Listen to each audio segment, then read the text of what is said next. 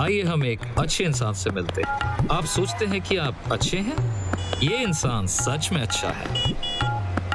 देखिए, मैं कोशिश करता हूँ सही करने की। ये इतने अच्छे हैं कि अगर अच्छे लोगों की लाइन स्वर्ग पे लगाएं तो वो सबसे पहले आएंगे। अरे छोड़ो यार। तो श्रीमान बताइए, क्या आपने 10 आज्ञाओं का पालन किया है? काफी हद तक। क्या आप बुरा तो नहीं मानेंगे अगर हम इन 10 आज्ञाओं को देखें तो? देखते हैं आप सही में कितने अच्छे हैं। ठीक है। अच्छा, ये रहा पहला आज्ञा, आपको झूठ नहीं बोलना चाहिए। तो श्रीमान, क्या कभी आपने झूठ बोला है?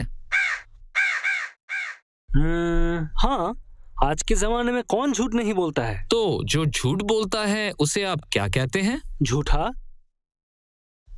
ठीक है, एक और आज्ञा देखते हैं, आपको चोरी नहीं करनी चाहिए।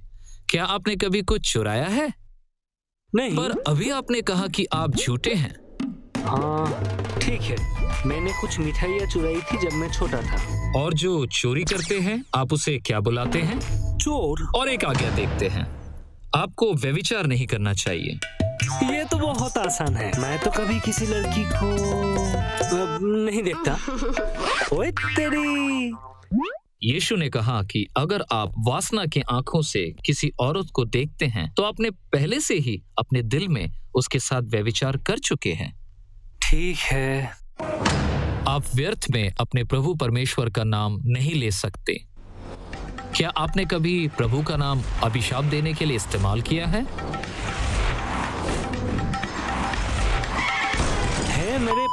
यही श्रीमान, इसे निंदा बोला जाता है। प्रभु ने आपको जीवन, सांस और वो सब कुछ दिया है और आपने उनका नाम मिट्टी में मिला दिया।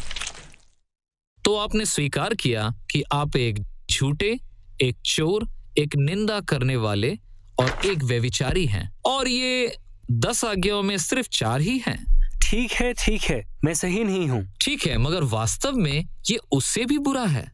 सोचिए, यदि आपके दिमाग में एक चिप डाल दिया जाए जिससे आपके सभी निजी विचार रिकॉर्ड हों 1 हफ्ते के लिए, और फिर एक विशाल फिल्म के पर्दे पर उन विचारों को आपके दोस्तों और परिवार को दिखाया जाए।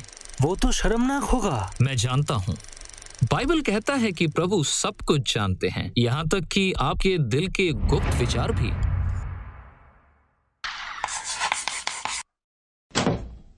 ठीक है, पर कुछ लोगों की तुलना में मैं संत हूँ। सही है, लेकिन मापदंड प्रभु का कानून है, अन्य लोग नहीं। यदि आप एक दिन में 5 पाप करते हैं तो 1 वर्ष में 1825 पाप कर चुके होंगे। और आप 70 साल जीवित रहे तो आपने 1,27,000 बार प्रभु का कानून तोड़ा है। और आपको न्याय के दिन हर एक पाप का जवाब देना होगा। और बाइबल का कहना है कि हम में से प्रत्येक को अपने गुनाहों का हिसाब देना होगा।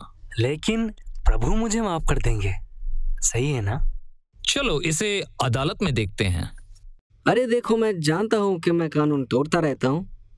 क्या तुम इसे अनदेखा नहीं कर सकते? केवल एक भ्रष्ट जज ही यह कर सकता है।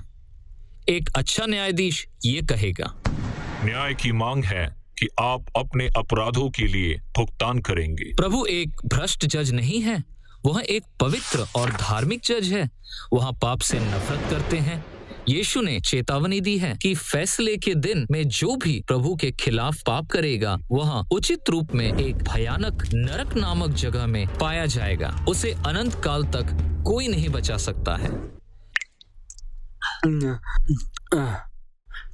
तो फिर कोई स्वर्ग में कैसे जा सकता है?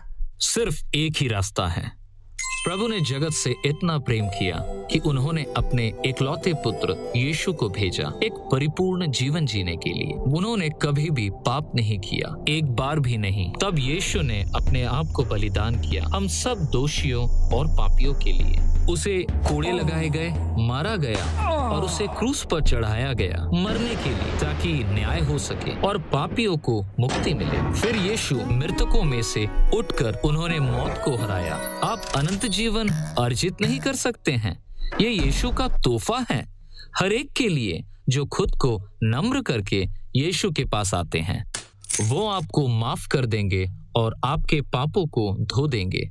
आपको एक नया दिल देंगे नई इच्छाओं के साथ। बाइबल कहती है कि यदि कोई मनुष्य मसीह में है वह एक नई सृष्टि है। तो खुद के लिए जीना बंद करें, अपने पापों से मुड़ जाइए और यीशु के पास आए। फिर अपना बाइबल पढ़िए और उसका पालन कीजिए। एक अच्छा चर्च को ढूंढिए जो आपको बढ़ने में सहायता करे। फिर पूरे हृदय से अन्य लोगों को ये अच्छी खबर बताइए।